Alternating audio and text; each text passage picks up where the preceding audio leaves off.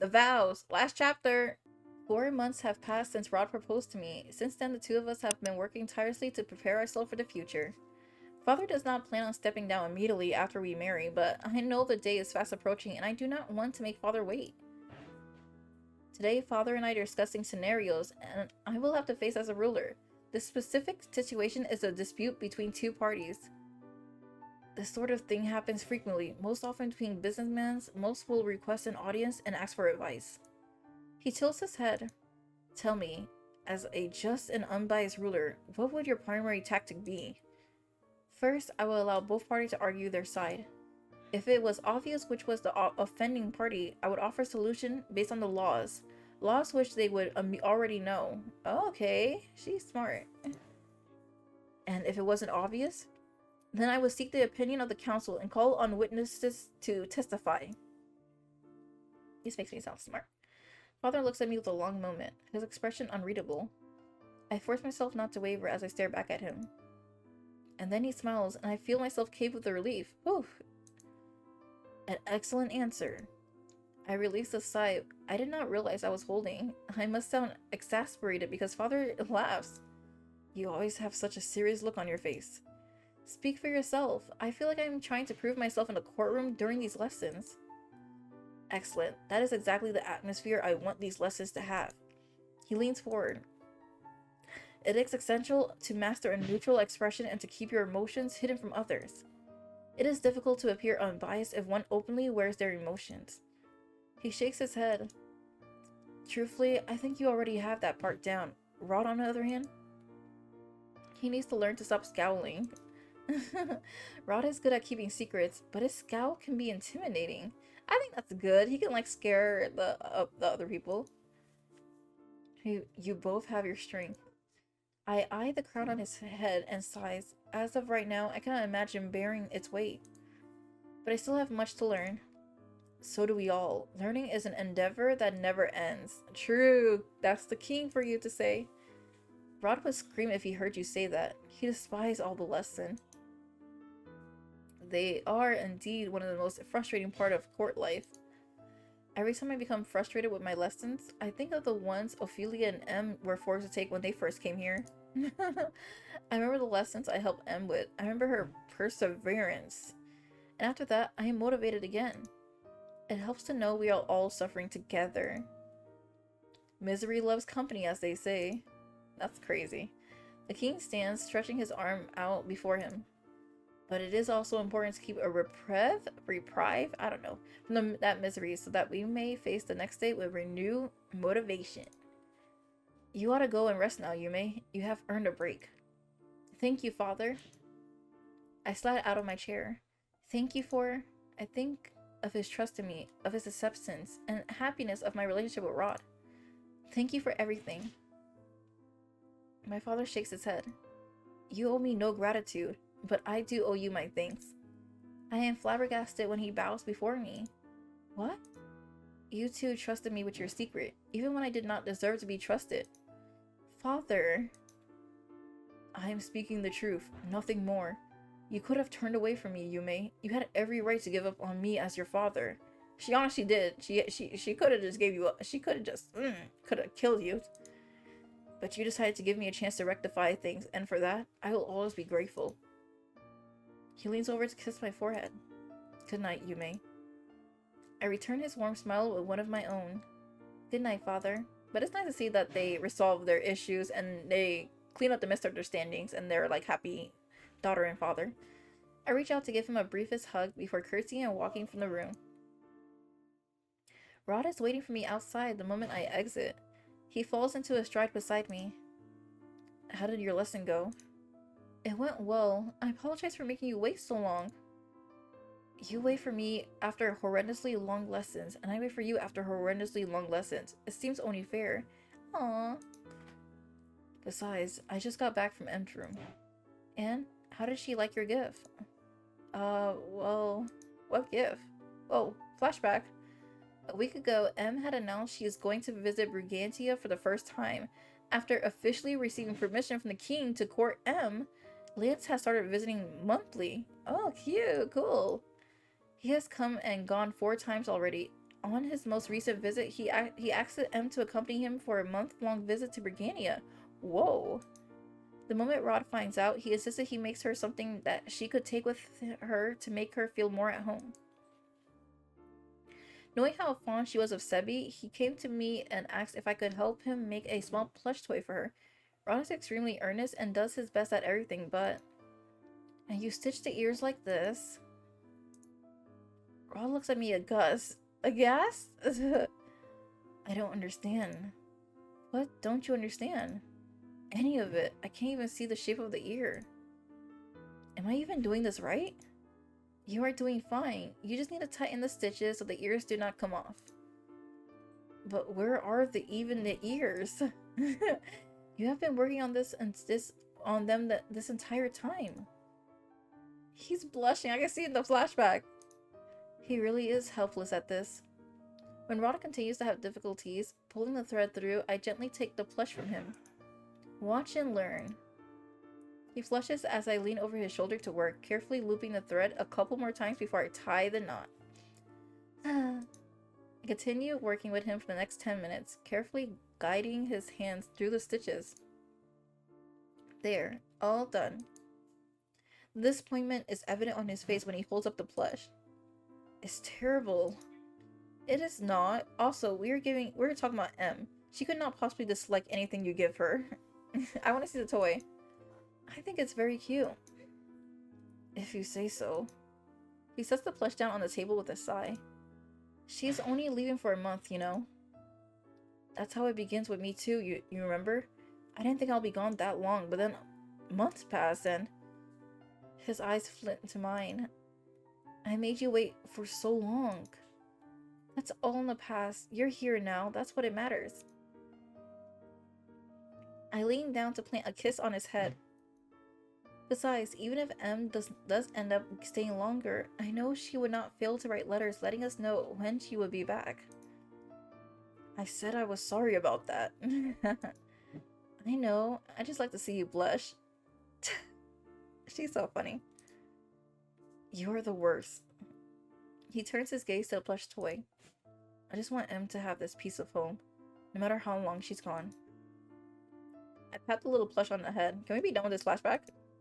She's going to love it. I flash Rod a teasing smile. I said frog.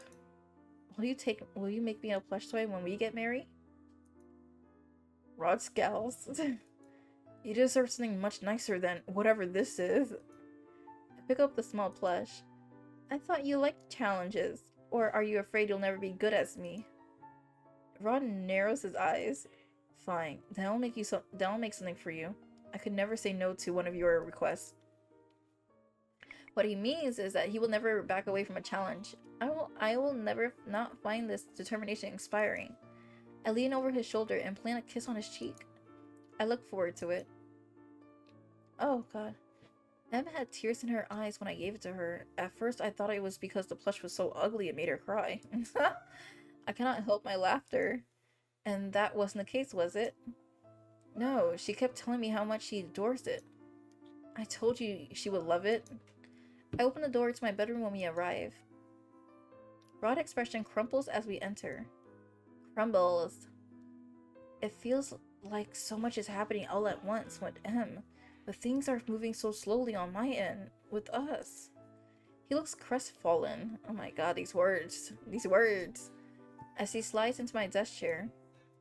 I'm sorry you have to wait so long for our wedding. Where is this coming from? M is not getting married. No, but the two of us still feel like they're taking more active steps towards the future than I am. That's true, you guys are taking so long. Like, 6 chapters? A month? A year? Like, Rod, you know I'm not in a hurry.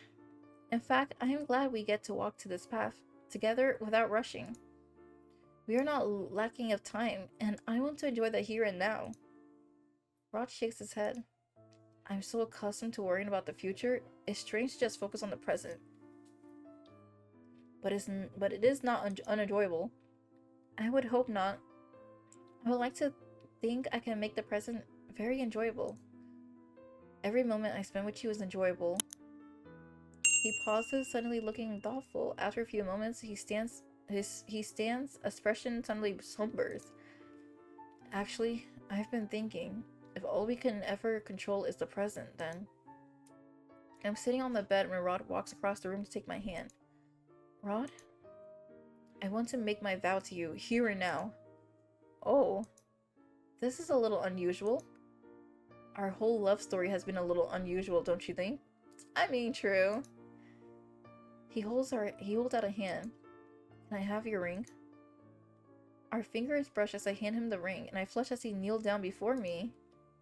I promise to make it better for our wedding, but I'd like to make a vow to you tonight as well. You're not allowed to tease me for this, okay? I nod, smiling. He's so close, and he's so cute and hot. Rod gently takes my hand. He holds the ring in his other. Even though I know this is not the real thing, not even a rehearsal, my heart trembles with anticipation. Yume, I did not know the meaning of true love until I met you. I had never known what it meant to give someone my heart until we met. But now you have it. You have me and all of my eternity. I want to stay by your side for the rest of our lives. Though our paths diverge in the past, I will make sure they remain intertwined in the future. I never want to leave you alone. Not again. He takes a deep breath as he slides the ring onto my finger. My eyes are glistening with tears when he brings my hand to his lips and kisses my knuckle. I will love you forever and always, Yume. I grip his hand tightly and pulled him towards me. I love you too, Rod, and I will proudly proclaim it for the rest of the world to hear. Rod smiles. It is such a gentle, beautiful smile. No more secrets. Never again. Oh my gosh, the Cinderella magical music. Rod cups my cheek, brushing a stray tear from my eyes as he pressed his lips to mine, a seal to our promise. I pull Rod closer, until we are lying together on the bed, our limbs intertangle, my face pressed into his chest. Whoa, okay. I will always love you, Rod, forever and always. I awake to bright morning sunlight seeping into my room. Wait, when did I fall asleep? I blink dazedly and try to turn, but then I feel the arms around my waist, and I gasp. We're in bed together! Good morning.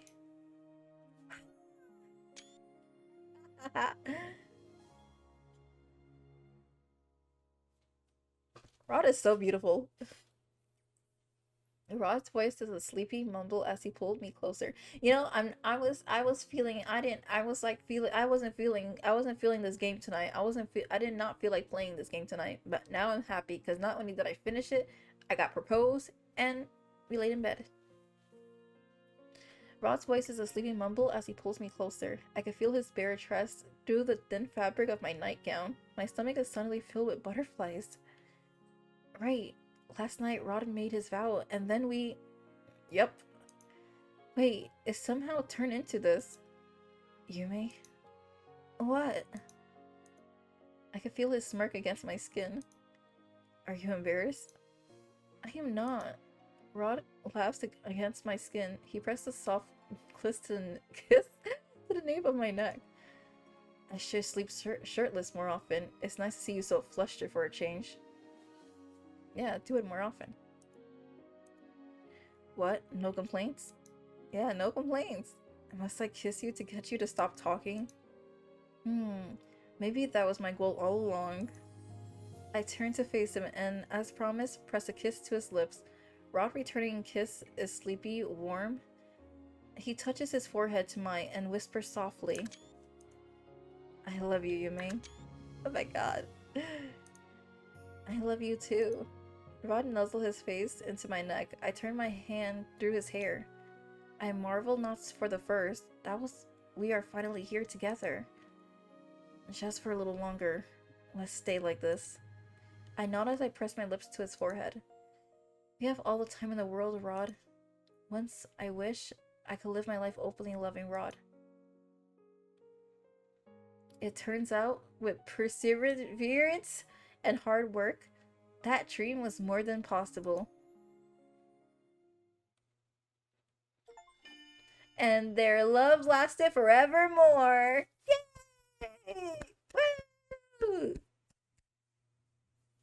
I finished. Ah, 6 chapters. Ah, so much was happening. I'm so happy. We got married at the end. Ooh. This was nice. I love it.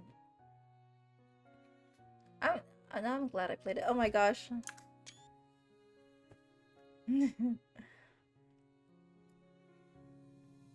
Oh, when he hugged us when we met, first chapter. Yes. This is so peaceful. When we were dancing. Oh, I remember that.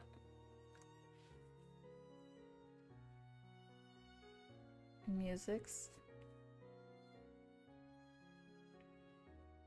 And this guy. I forgot what was going on in this moment, but you know, either way, it was like such a touching. Opening Evermore, ending Evermore piano version. Oh, okay. Yes. When we kiss.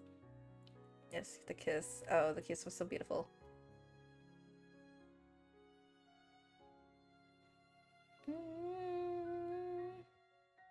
Daisuke jingle. And when he proposed. Oh, great times, great times.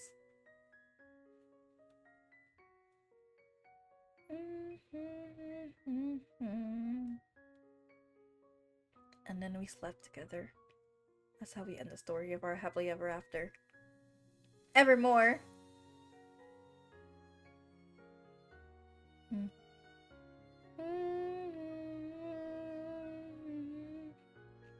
Wow.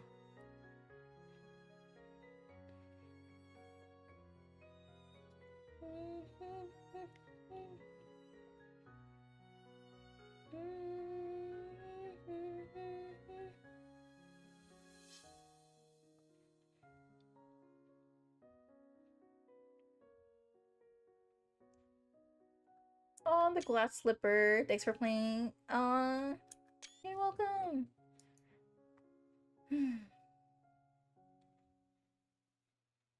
That was cool.